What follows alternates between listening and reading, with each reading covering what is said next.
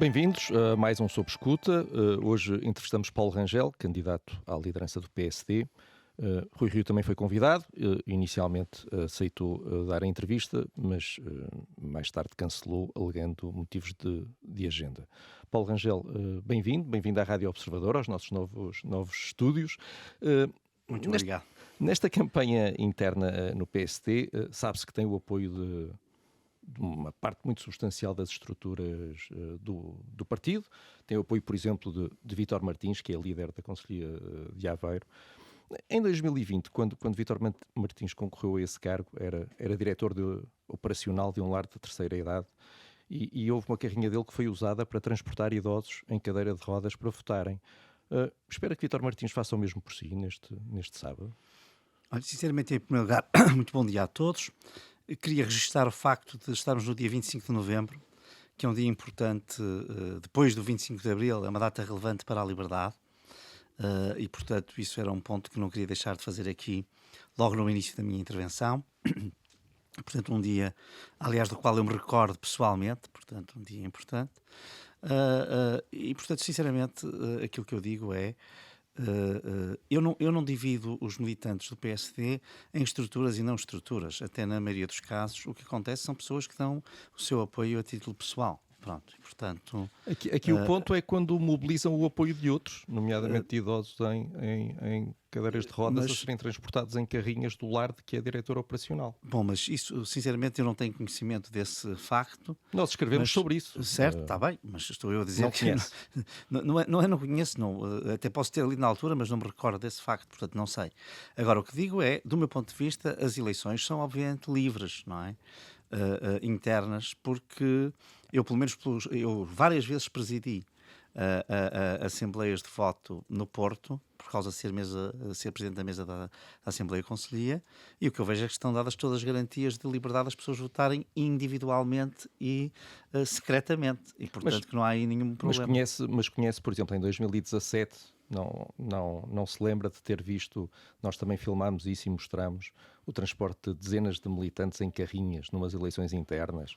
Parte desse transporte organizado por outro apoiante seu, Luís Newton, do PSD de Lisboa, também teve envolvido nessas eleições Rodrigo Gonçalves, que esteve até recentemente numa sessão com militantes de apoio à sua candidatura. Espera ver imagens semelhantes neste sábado também de transporte de pessoas em carrinhas? Repara, eu sinceramente o que lhe digo é, mais uma vez insisto nesta ideia que me parece fundamental, é que cada militante é livre quando vota, está a votar sozinho, não está lá ninguém com uma pistola, nem ninguém nem ninguém a votar por ele ou no seu lugar. E, portanto, essa liberdade acaba por ser sempre assegurada.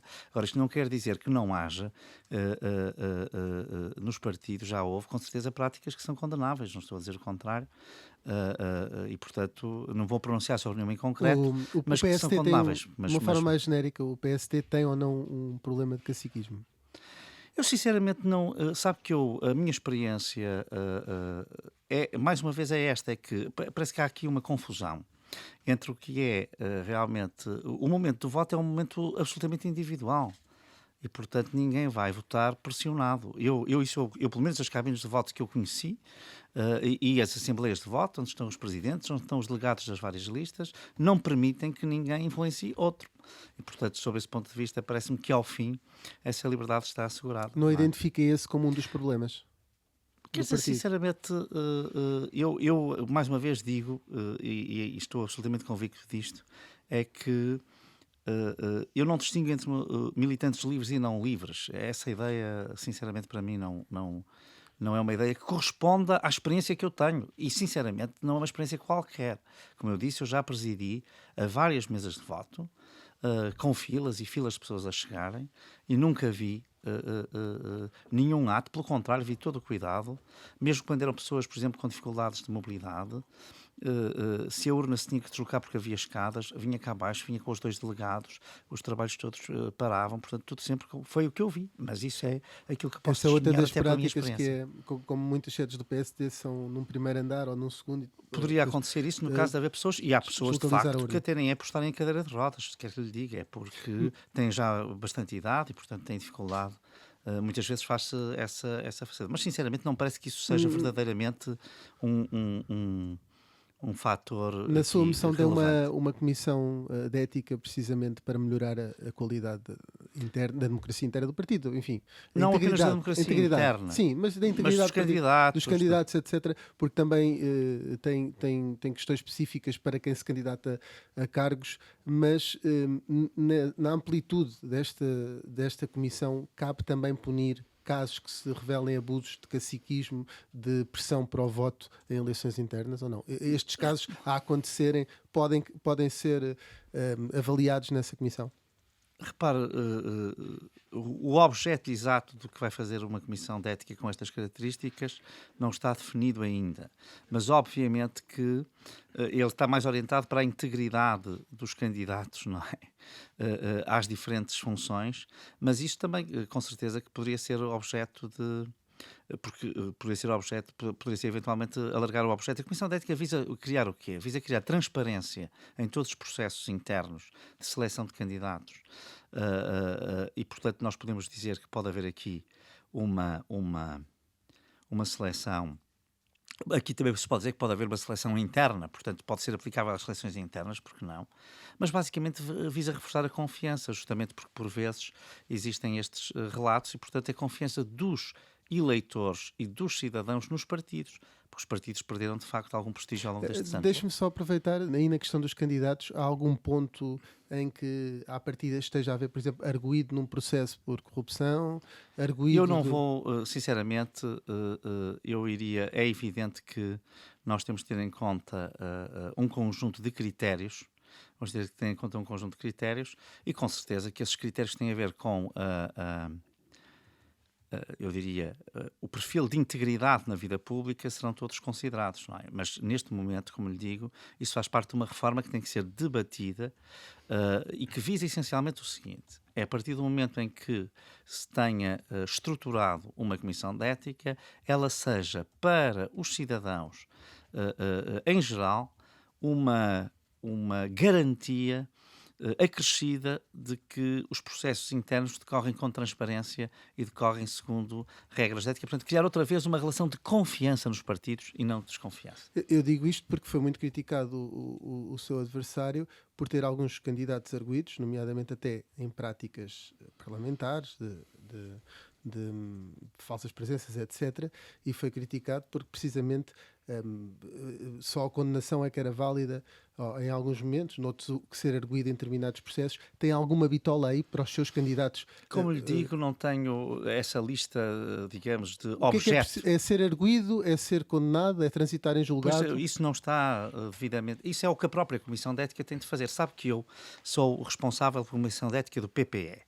E nós, antes mesmo de estabelecermos essa Comissão de Ética, que é uma experiência que eu tenho pessoal, que foi fazer os estatutos, houve um debate muito grande sobre o que é que deveria lá caber e o que é que não deveria lá caber. Portanto, é justamente isso que nós temos aqui de fazer. Temos de pegar nessas práticas que existem já noutros partidos no estrangeiro e depois aplicá-las. Portanto, exatamente qual é o grau, por um lado, qual é o grau de comportamentos que deve ser tido em conta, qual é o tipo de comportamentos que deve ser tido em conta e qual é o grau, e essa era aí que eu queria usar a expressão, de, eu diria, apreciação que a Comissão de Ética terá, isto é, se é uma coisa automática ou se é uma apreciação global, isso é algo que tem que ser ainda definido. Portanto, então... há uma coisa que eu acho que vale muito a pena sublinhar, é que há vontade justamente de reforçar a transparência. Só para esclarecer, esses critérios, ou seja, inexistindo ainda essa discussão interna sobre que comissão de ética existirá, que critérios é que vai obedecer, não vai aplicar esse raciocínio à elaboração de lista de deputados? Digamos que, isso eu já até respondi a essa pergunta efetivamente nós não podemos criar essa comissão de ética no prazo que temos aqui. Isso será uma coisa até só para fazer. Portanto, já... Portanto, não olhará ao Estatuto de Arguido quando estiver a escolher os seus candidatos a deputados? Temos que ver, como sabe, o Estatuto de Arguido não existe para condenar ninguém, existe para proteger. Portanto, depende muito do que nós estamos a falar. E por isso, sinceramente, eu acho que temos que fazer para já, uma vez que não temos os tais critérios pré-definidos, teremos de fazer uma avaliação caso a caso. Repare que aqui, enfim, eu não queria estar aqui a entrar numa lição de direito, mas há aqui uma grave confusão, que é muito alimentada por vezes até pela comunicação social, porque se criou esta ideia. Quando se mudou a palavra réu para arguido, foi justamente porque a palavra arguido visa dar garantias de defesa e não propriamente criar uma suspeição. O que não quer dizer que, em função dos tipos criminais, não possa haver coisas muito diferentes. Portanto, ou seja, por isso neste momento não posso dizer exatamente caso a caso. Caso a caso.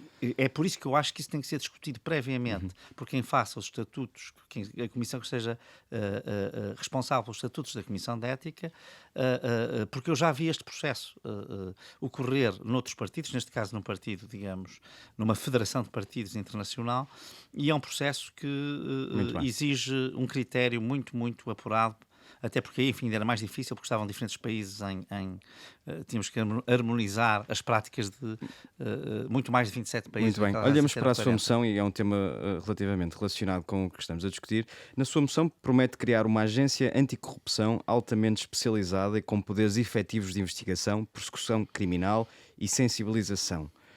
Acha que a Polícia Judiciária e o Ministério Público estão a fazer um mau trabalho a investigar e a acusar crimes de corrupção? Não, pelo contrário. Eu até acho que esta agência talvez deva ser feita dentro do próprio Ministério Público. Seria a minha... o modelo não está definido na moção exatamente como pode estar, será eventualmente no programa eleitoral, mas quando se discutiu isso, pôs-se a questão, isto deve ser uma espécie de alta autoridade contra a corrupção, como já existiu no passado em Portugal, nos anos 80, ou isto deve ser...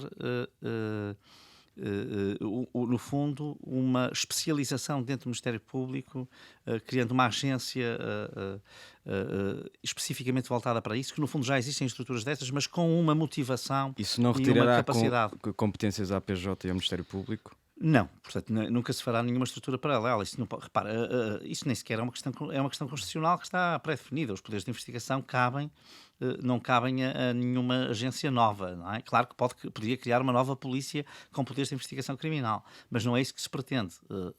A ideia aqui é se nós não devemos dar uma prioridade, no fundo, à investigação nestas áreas e, portanto, criar estruturas altamente especializadas para o fazerem, porque, como sabe, os crimes de corrupção e até algumas fraudes exigem um conhecimento técnico, hoje em dia, muito, muito, muito apurado, quer dizer, portanto, temos aqui um problema hoje, que é, de facto, muitas vezes haver a falta de meios e até a falta, especialmente, de especialistas para fazer este tipo de investigação.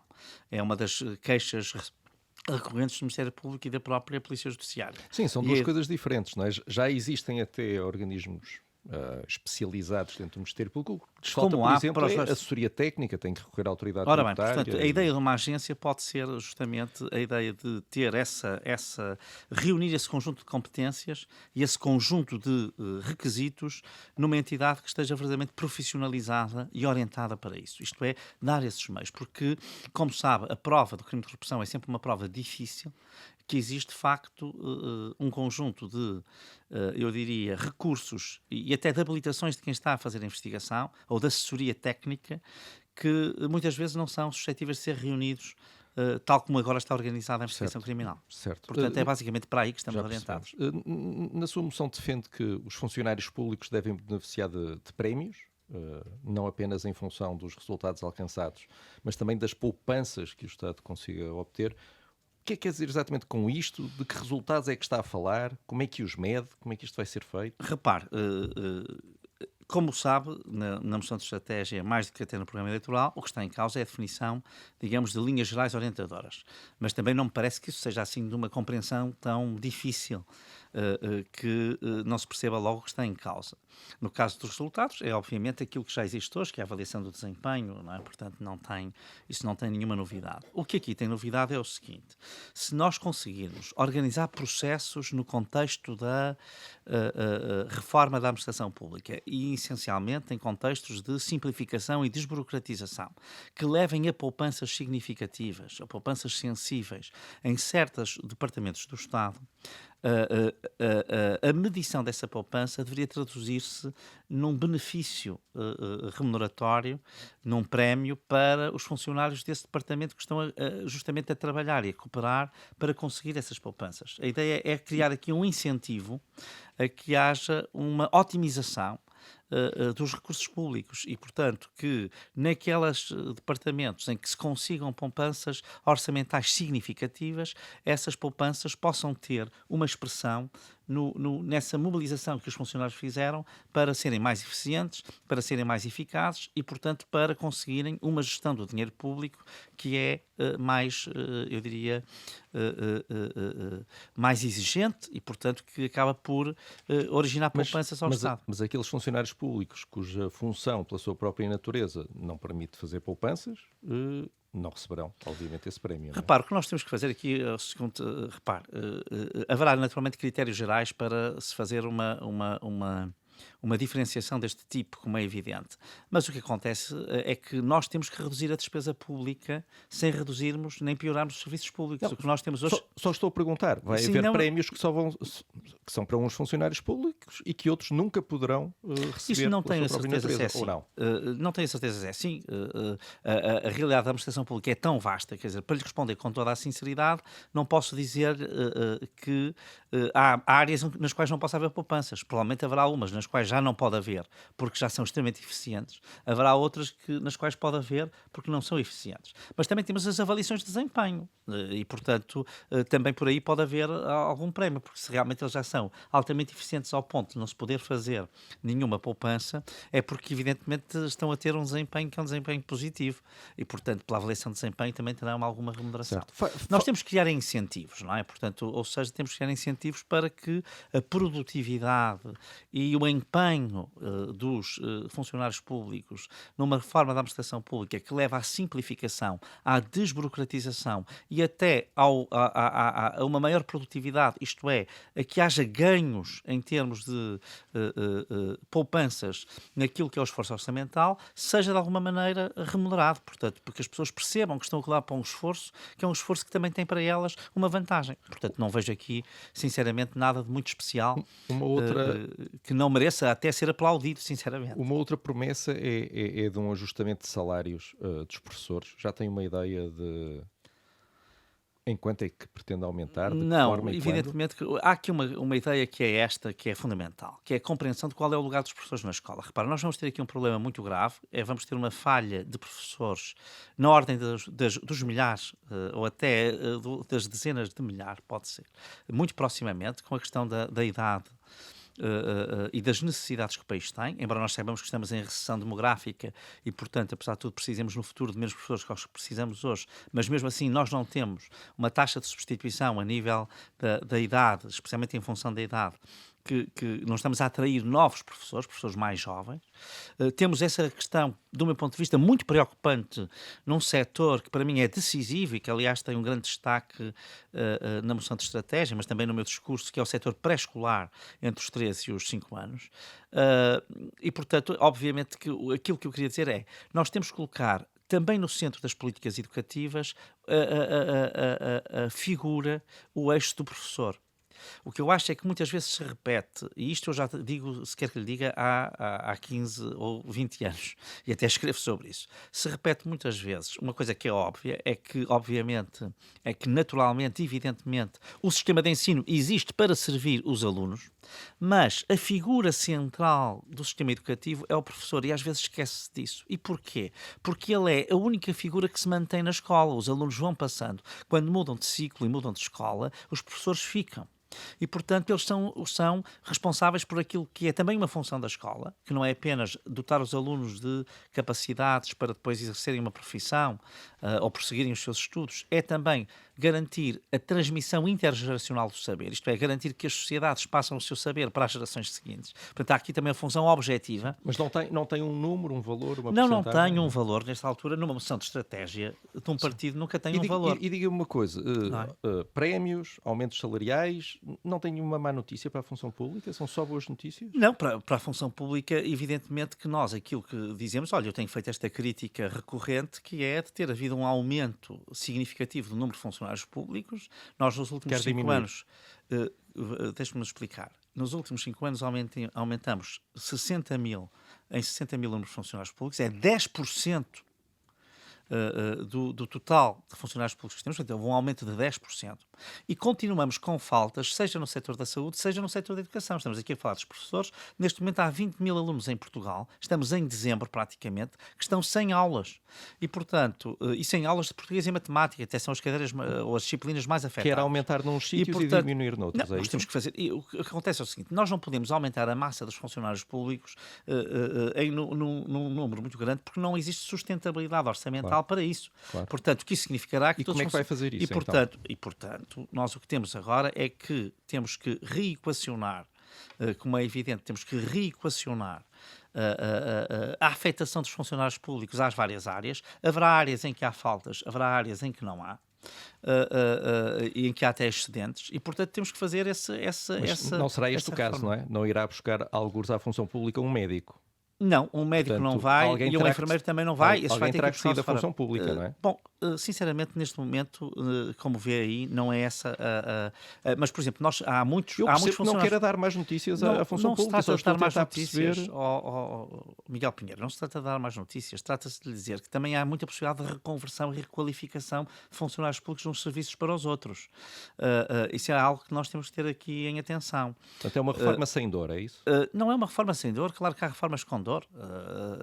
Claro que há reformas com dor. Agora, o que também não é uma reforma que pretende essencialmente aqui chamar a atenção para 2 pontos que eu acho que são importantes. Um é os funcionários, a função pública precisa de otimizar os seus processos e de os simplificar, e nós queremos que nas poupanças que venhamos a ter, os funcionários possam ter algum ganho para perceberem que existe de facto uma remuneração do esforço que é feito para Continua só nas boas ser mais notícias. produtivo. Não. Isto não são boas notícias, porque evidentemente isto exige uma adaptação dos funcionários públicos a um conjunto de novas exigências. O que nós estamos a dizer é que esse esforço que vai ser feito, ou seja, a tal dor será recompensada. Esse é que é o ponto. Porque até agora quem não o fez, quem não usou este princípio, vamos cá ver, isto é o que acontece, o que se trata são de princípios elementares de gestão. Se as pessoas estão a ser mais eficientes, evidentemente que merecem um pouco mais de remuneração. Mas deixe-me só perceber uma questão. Compromete-se ou não, bem sei que fez a diferença entre moção estratégica e programa eleitoral, mas compromete-se ou não a aumentar o salário dos professores? É que eu fiquei sem perceber essa questão. Com certeza que nós teremos que fazer uma revisão. Reparem, não é só isso, nós vamos ter que olhar para as carreiras, por exemplo, médicas. Isto é só para dizer que aquilo que chamam de boas notícias e que têm implicações orçamentais vão ter de necessariamente ocorrer em alguns setores, senão nós não vamos ter aí nenhuma margem para fazermos as reformas que são necessárias. Repare, no caso das carreiras médicas, é evidente hoje a falta de atração que levou ontem, aliás, àquelas declarações infelicíssimas da Ministra da Saúde, e que considero, aliás, de alguma gravidade, sinceramente, são incompreensíveis, a propósito do esforço dos profissionais de saúde, médicos, enfermeiros e até auxiliares de ação médica, nestes tempos de pandemia, quando disse que temos que contratar mais profissionais, mas têm que ser mais resilientes, porque, pelos vistos estes, apesar da sua dedicação, não foram, mas, portanto, evidentemente que vai ter que haver aqui uma reforma no sentido de melhorias, seja no caso dos professores, seja no caso dos médicos. Agora, aumentar os salários à função pública, depois, se tiver que negociar com a Iniciativa Liberal, também vai ser um problema, mas já lá vamos à governabilidade. Queríamos só aqui avançar para outros temas. Propõe uma redução do IRC. Para que valores é que estamos a falar? Já tem dito esta semana que seria sempre para caminhar abaixo dos 20%, podia ir até aos 17%. Tem na cabeça alguma ideia?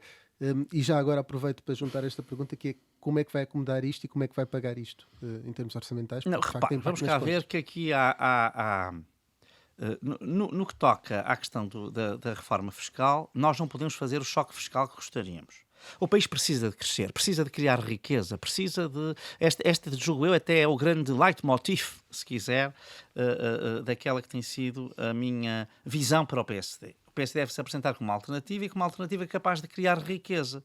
E de criar riqueza para quê? Para depois poder combater a pobreza. Isto é, para poder aumentar os salários médios e mínimos, para poder, enfim, dar algum conforto na área das pensões, para poder sustentar o Estado Social e, em particular, na área da saúde e na área da educação. Mas vamos cá ver, para se fazer isso, nós temos de fazer reformas.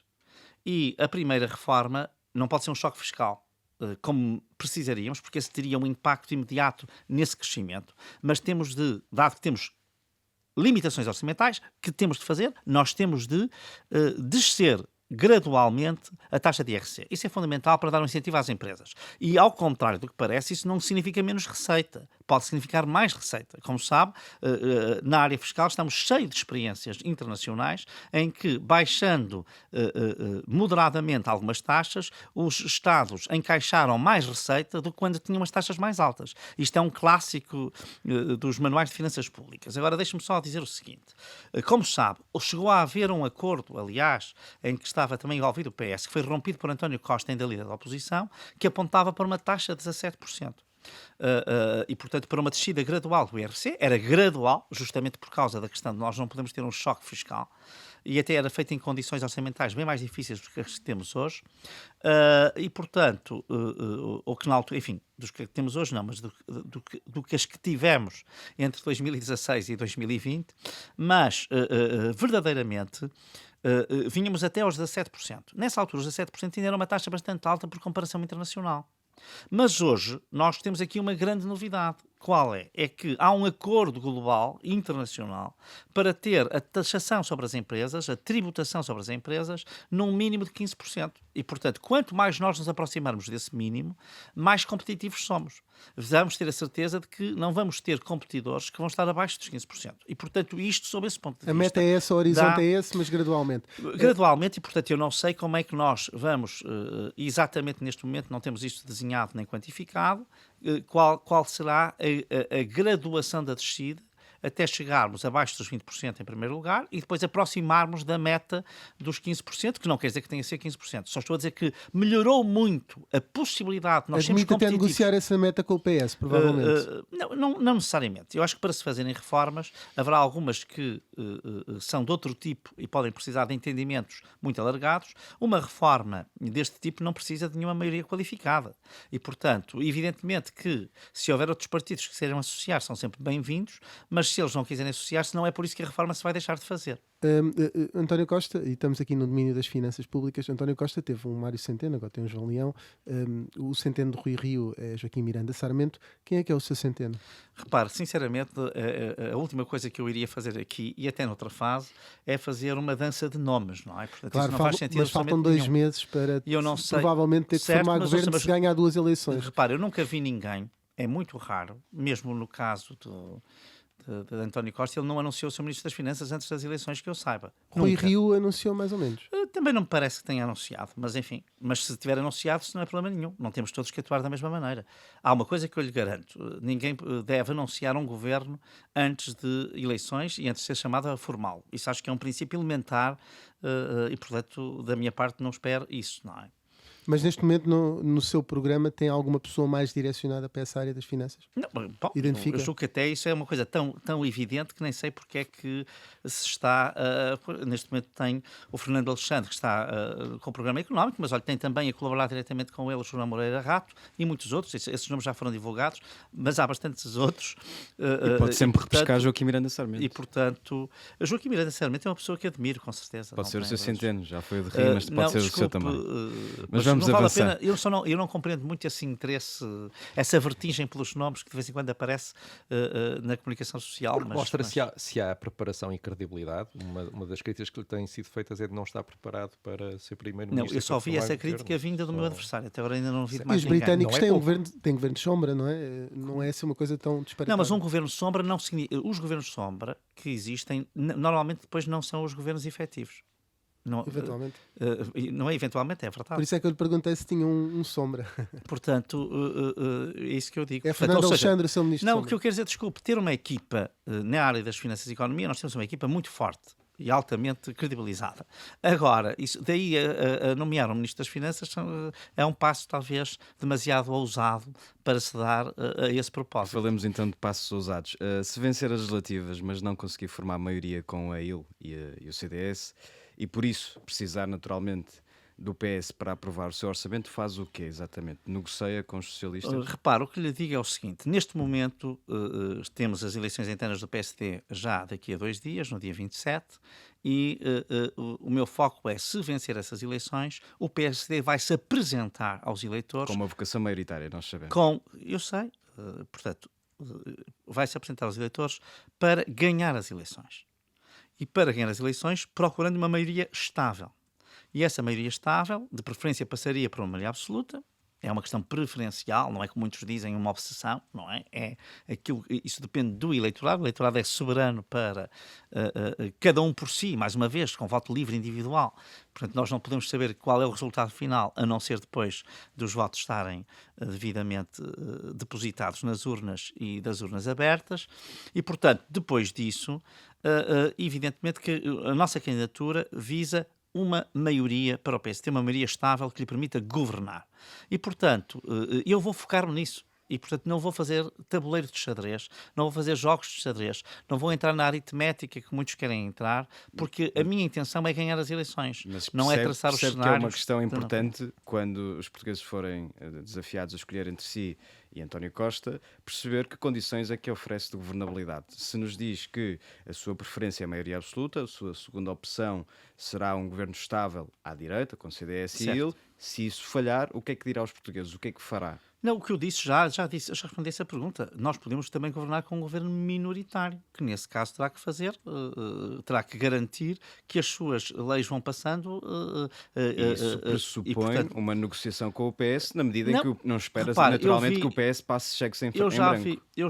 Peço desculpa, lembro muito bem do governo minoritário Cavaco Silva, 85, 87, portanto já vi governos minoritários do PSD, que até foram dos mais reformistas que Portugal alguma vez teve. O primeiro orçamento de Cavaco Silva foi viabilizado pelo PS.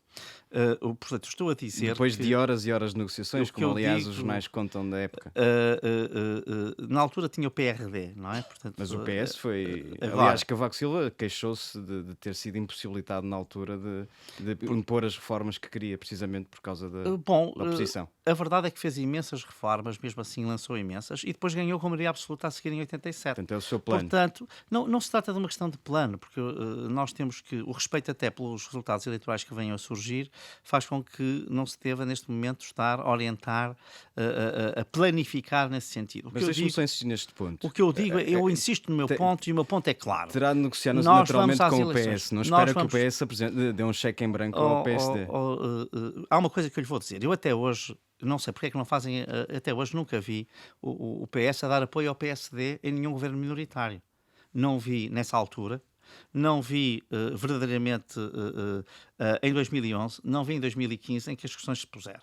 Portanto, o que aconteceu na história portuguesa é o contrário. Houve governos PS minoritários que tiveram a colaboração do PSD e muitas vezes não negociada. Por exemplo, a doutora Ferreira Leite o que fez foi viabilizar um orçamento do engenheiro Sócrates sem negociar nada. Em 2010 ou em 2009 ainda, talvez. E, portanto, por simplesmente disse, eu não quero negociar nada porque eu não me revejo nesta política, mas, dado que houve eleições, vou dar uma... É isso que espera que o PS faça. Não é o que espero, só estou a dizer, há várias soluções. Aquilo que eu vou fazer, e que não podem esperar que eu faça outra coisa, é, sendo eleito líder da PSD e candidato a primeiro-ministro, propor aos portugueses, sem ambiguidades, uma visão clara para o país, que possa ter um apoio maioritário que leve a que o PSD vá liderar o governo. Essa será a proposta. E para fazer isso, nós não podemos apresentar-nos como uma espécie de sucedâneo, ou substituto, ou complemento, ou suplemento do Partido Socialista. Porque senão não há diferenças entre uns e outros. Nós queremos ter uma alternativa clara. Este é o objetivo do PSD. O ponto não é esse. O ponto é... o ponto é esse mesmo. Há muitos milhares de portugueses que lhe vão dar o seu voto e que quererão saber o que é que fará com ele numa série de circunstâncias. Certo, e os portugueses... E por isso a única clareza que lhe pedimos é a de saber se, tal como Cavaco Silva fez em 1985, planeia negociar com o PS para ter a aprovação do seu orçamento. Aliás, na altura até vários jornais escreveram que Cavaco Silva teve que engolir sapos vivos, se também admite engolir sapos vivos para poder ter a aprovação. Há uma coisa que eu lhe quero dizer o seguinte: na altura, Cavaco Silva rompeu com o Bloco Central. É que às vezes falam das coisas em abstrato. Nós estamos a falar do Bloco Central. Estamos a ser muito concretos. Não, rompeu, não. O PS aprovou e Cavaco Silva negociou com o PS a aprovação do seu primeiro orçamento. Mais concreto que isto é impossível. Vamos cá ver. Quero dizer o seguinte. E nas eleições apresentou-se como alternativa. E é isso que eu vou fazer. Aqui há uma coisa que nós não podemos... e o que os eleitores querem saber... Os eleitores não querem saber de cálculos aritméticos. Peço desculpa. Há aqui um enfoque que está errado. Desculpa. Mas não foi o PSD que criticou o António Costa por ter pegado no voto que recebeu em 2015 e ter ido negociar com a geringonça sem alertar os eleitores? Não, peço desculpa. Só estamos a tentar impedir que isso aconteça. Não há qualquer comparação entre as duas situações, porque no caso do Bloco de Esquerda e do PCP, estamos a falar de partidos que não comungam de um consenso, que é o consenso europeu, o consenso atlântico. E, portanto, estamos a falar de uma coisa altamente imprevisível com a qual ninguém podia contar. Não estamos a falar de um jogo parlamentar tradicional. Pelo contrário, até se considerou que houve uma ruptura e uma mudança para o futuro. Portanto, foi o que se considerou. Dependemos de estar disposto a jogar o jogo parlamentar tradicional com o PS. Não tenho que depender nada, porque aquilo que eu digo eu vou repetir.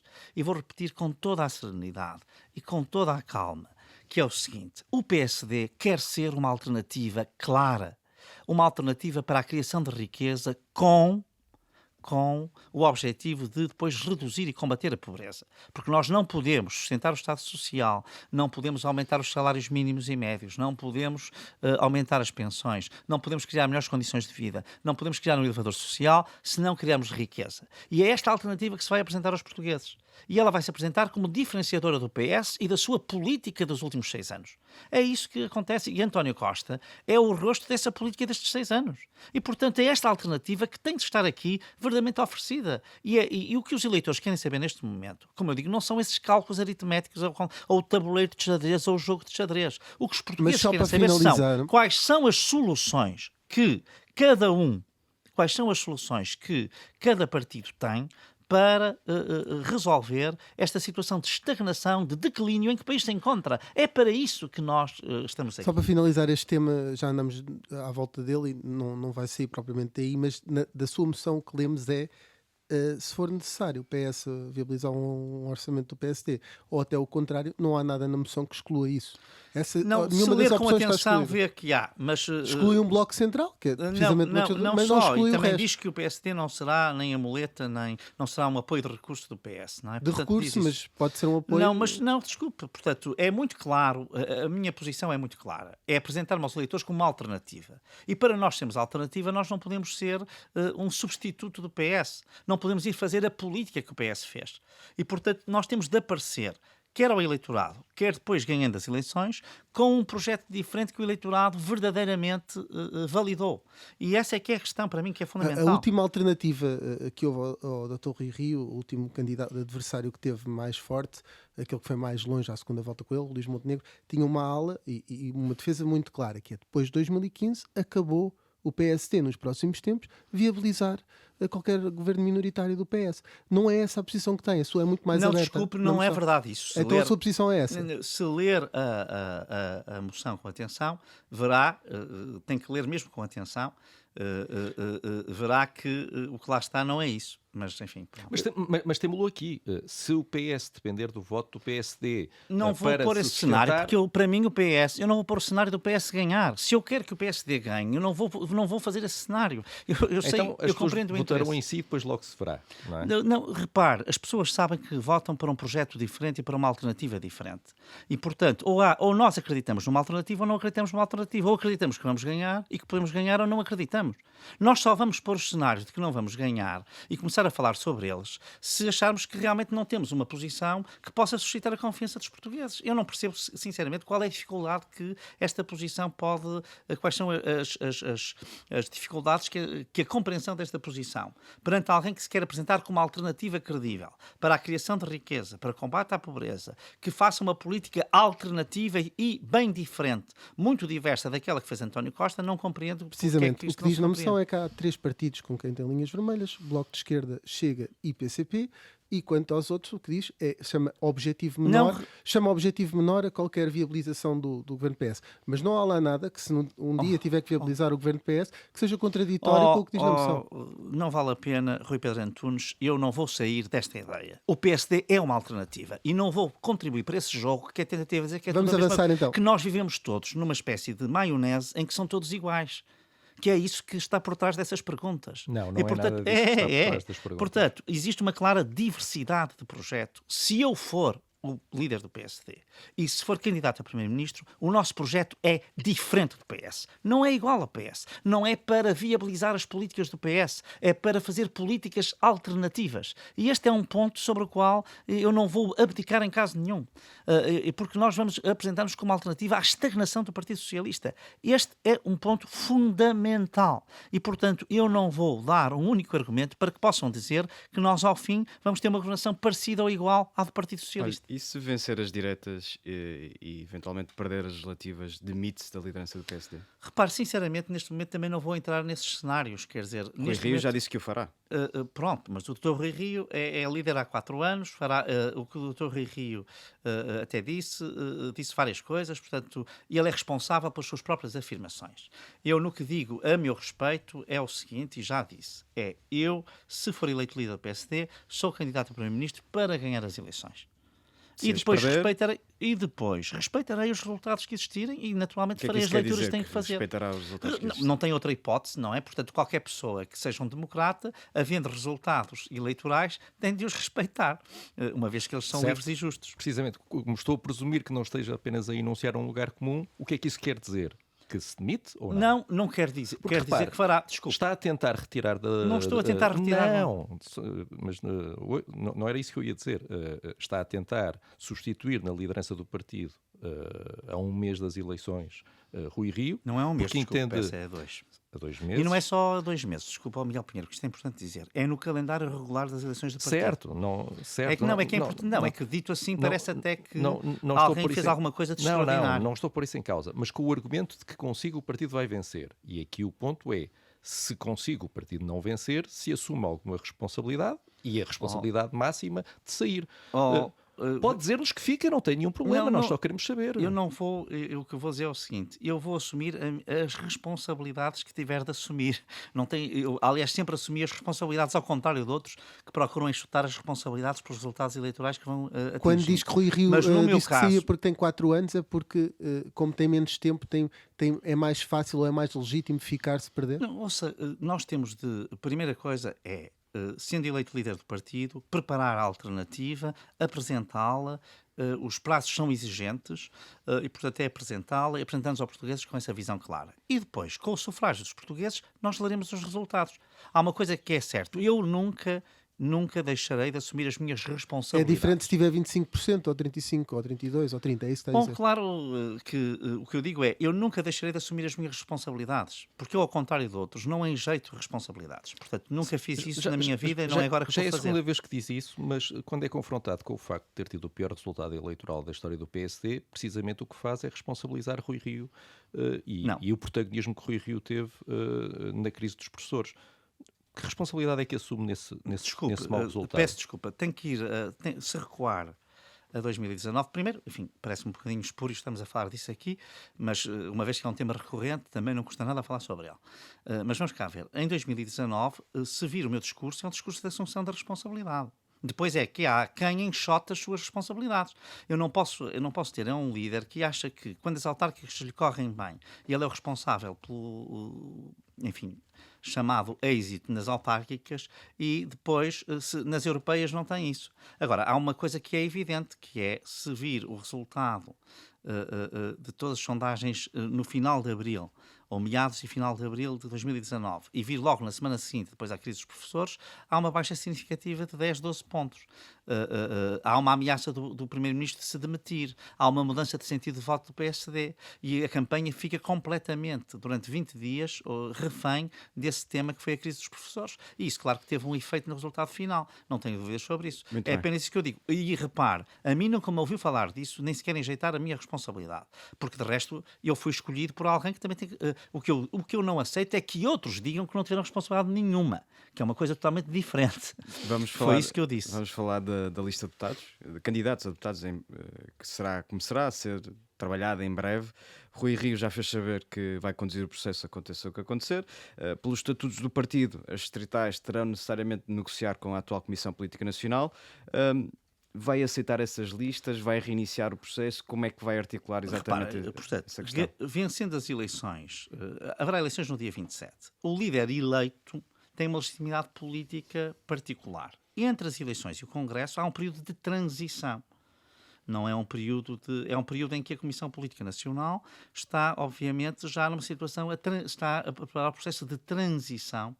Não é exatamente esse o entendimento de Rui Rio, por isso daí a minha questão. Não, portanto, com certeza que ele acha que está em causa o processo de transição. Portanto, isso ele nem pode deixar de achar. Mas só há uma Comissão Política Nacional e é essa que terá de negociar. O que eu lhe digo é o seguinte, a legitimidade política é fundamental em qualquer partido. E com certeza que, depois do dia 27, eu confio no bom senso de todos os órgãos do partido e de todos os dirigentes do partido. E se esse bom senso não existir? A questão é essa. Não, mas eu confio profundamente. Portanto, vamos aguardar. Essa não é uma questão que se ponha agora. É uma questão que se vai pôr dentro de dias, porque estamos a dias das eleições, mas não é uma questão que se ponha agora. E, portanto, eu, sinceramente, quanto a isso, estou muito sereno, muito tranquilo. Sei que o partido tem a maturidade e o sentido da responsabilidade suficiente para tratar do seu processo de listas, que tenha um prazo exigente, mais uma vez o digo, mas procurar... que é um prazo suficiente. E vai procurar integrar apoiantes de Rui Rio nessas listas, vai ter esse cuidado. O que eu vou dizer é o seguinte, a minha divisa na campanha foi unir, crescer, vencer. Unir significou, desde logo, apresentar-me aberto a apoios de todas as pessoas e sensibilidades do partido, pessoas com trajetos muito diferentes, muitas que foram apoiantes do Rui Rio nos 2 últimos atos eleitorais, outros que foram apoiantes de Luís Montenegro, outros que foram apoiantes de Santana, outros que foram apoiantes de Miguel Pinto Luz, outros que foram apoiantes... Já percebemos que vai fazer esse esforço, vai levar esse esforço a sério. Não, claro que sim, mas quer dizer, mas isso eu acho que é um imperativo de qualquer líder partidário e em qualquer partido na Europa é assim. Portanto, resolvidas as questões internas... será tempo de unir. Será tempo de unir e de, evidentemente, ter um diálogo abrangente. Mas quer dizer, sem esquecer, evidentemente, que existem linhas maioritárias, mas isso, em todos os partidos, as personalidades relevantes têm sempre capacidade de diálogo e de integração. Por falar em personalidades relevantes, ontem almoçou com Carlos Moedas em Lisboa, foi aliás notícia no Observador e depois teve algum eco na restante comunicação social. Não acha que há aqui uma deslealdade de Carlos Moedas em relação a Rui Rio? Ao almoçar consigo, ao dizer o que disse também aqui na Rádio Observadora, tão poucos dias das eleições internas. Eu não compreendo o que é isso, sinceramente, sabe que eu acho que em Portugal... Não sentiu aquilo como um apoio velado à sua candidatura? Vamos cá ver, cada um fará as interpretações que quiser. E como é que a interpreta? Agora, não, cada um, portanto não sou eu que as vou fazer, é cada pessoa que está em casa... Mas terá uma interpretação, seguramente. Pois com certeza que tenho, mas... E quer partilhá-la connosco? Não quero, vou guardá-la para mim. Agora, o que eu digo, com toda a sinceridade, eu só não percebo, os conceitos de lealdade andam muito trocados. Não é? Eu sou profundamente leal para com pessoas das quais discordo em muitas matérias e às vezes até tenho discordâncias radicais. Ser leal, ser frontal, não é a pessoa concordar com tudo que uma outra pessoa faz, não é apoiar uma pessoa quando não se concorda com ela. Portanto, eu só estou a dizer isto porque eu tenho ouvido a palavra lealdade como se isto fosse quase que uma questão de relações pessoais. Não é disso que se trata. E, portanto, do que se trata, a lealdade exige muitas vezes uma discordância e uma distanciação. Ser leal é muitas vezes dizer a uma pessoa eu não concordo consigo e não o vou apoiar. E eu só estou a dizer isto por causa desta palavra agora de repente entrou no léxico político como se nós estivéssemos na Idade Média. Na Idade Média que havia os juramentos entre os vassalos e os suzeranos que eram juramentos de fidelidade e de lealdade. Agora nós não temos vassalos, temos cidadãos de corpo inteiro livres. Portanto, sinceramente, eu acho que nós devíamos ter algum escrúpulo no uso das palavras. Sabe que eu sou bastante rigoroso na linguagem. E custa-me imenso ver esta banalização, vulgarização e até às vezes eu diria desvalorização da palavra lealdade que é usada a eito sem qualquer critério. Paulo Rangel, temos só mesmo mais 2 minutos. mas queríamos perguntar-lhe sobre um último assunto. Tem dito nos últimos dias que Rui Rio é um líder do sistema, que está há 40 anos no sistema político, e eu fiquei curioso para saber se também é contra o sistema. Não sou contra o sistema. Isso aí é apenas para fazer o confronto contra a ideia de que às vezes as pessoas se apresentam com pessoas que estão fora do sistema e que vão romper e que vão fazer muito diferente e que são a ruptura e que representam um grande arejamento. Quando ruptura era o lema da sua campanha em 2010. Certo, mas eu em 2010 era uma ruptura com o socratismo. Se acham que não era preciso uma ruptura em 2010 com o socratismo, enfim, cada um fará as suas avaliações em casa. Mas eu julgo que a história demonstrou que muitas das coisas que eu disse, e até disse bem cedo em 2007, tinha razão. E nessa altura, a verdade seja dita, eu estava muito fresco no sistema político, porque eu só entrei verdadeiramente na política em 2004. E, portanto, eu não fiz parte da comissão política do Dr. Balsemão. Certo? Portanto, é preciso... Enfim, entrou para o governo há 17 anos, entrou no Parlamento há 16, é eurodeputada há 12. Certo. Portanto, já é há algum tempo. É o que eu digo, não é há 40 anos no sistema. Mas, portanto, com o sistema não tem nenhum problema, não é? Não tenho. Quer dizer, eu acho que o sistema precisa de reformas. Sou um reformista. Portanto, não tenho nenhum problema. Eu só estou a fazer o contraste entre o discurso que alguns fazem, como se não tivessem nada a ver... Alguns é Rui Rio. Também. Como se nada tivessem a ver com o que aconteceu até agora e com o seu posicionamento nas coisas que se passaram no passado, como se fossem... É apenas isso, é esse contraste que eu quero fazer. Eu, no meu caso, como lhe disse há pouco, quando tenho que assumir responsabilidades, assumo, não fujo. E portanto, também não digo que não tenho responsabilidades nas coisas que fui fazendo ao longo da vida, como se tivesse agora chegado de novo e tudo fosse mudar no dia em que eu chegasse, quando já cá estou há 40 anos. É só isso é só esse contraste que eu queria evidenciar quando utilizo a palavra sistema. Certo. Paulo Rangel, muito obrigado por ter estado neste Sob Escuta, e nós voltamos em breve com mais entrevistas.